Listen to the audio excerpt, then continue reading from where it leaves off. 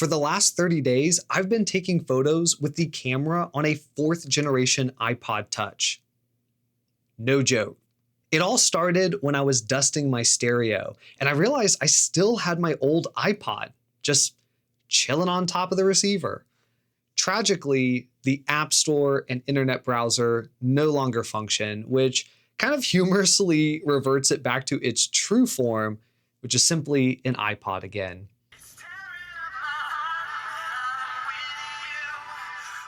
But that's when I remembered it has a camera. And that got me wondering, how good is the aging iPod Touch camera?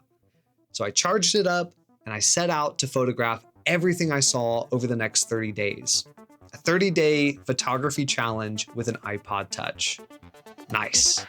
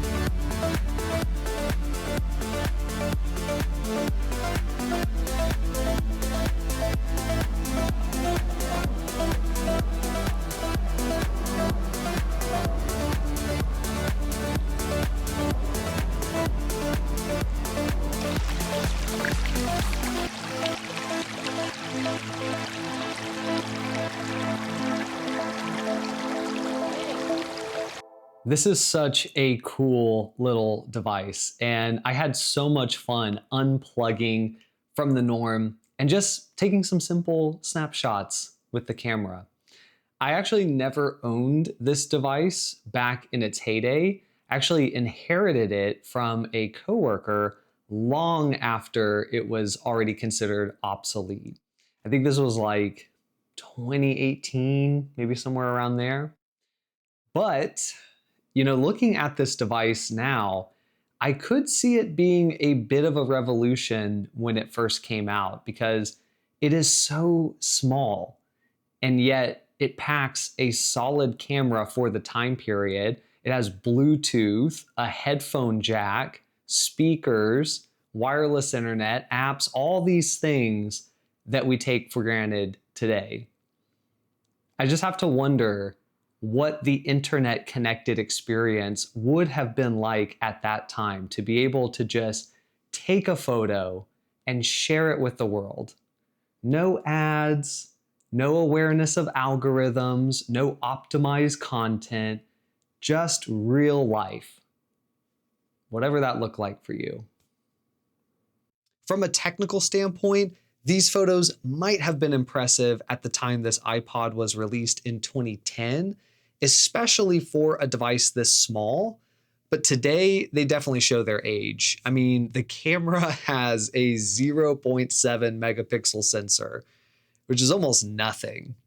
I say that, but also at the same time, it at least seems to be of higher quality than what 0.7 megapixels might lead you to believe, because the images are on par or even beat image quality from both the 1.6 megapixel Kodak Charmera and the 4.9 megapixel Instax PAL. Dare I make you cringe and say there's even a filmic quality to the photos? Using it was simple. Click it on, open the camera app, point and shoot. There seriously is not much else to it than that. It can do both photos and it can also shoot video in 720p at 30 frames per second which isn't too awful. The images this iPod captures are definitely not high resolution, and you can't zoom in to pixel peep with these pictures. I wouldn't even really say editing them is worth your time, other than maybe applying some quick filters, which is kind of on brand for the time period. Yet, I find them to have a distinct retro feel. Maybe not 90s retro, but definitely 2005 to 2010 retro.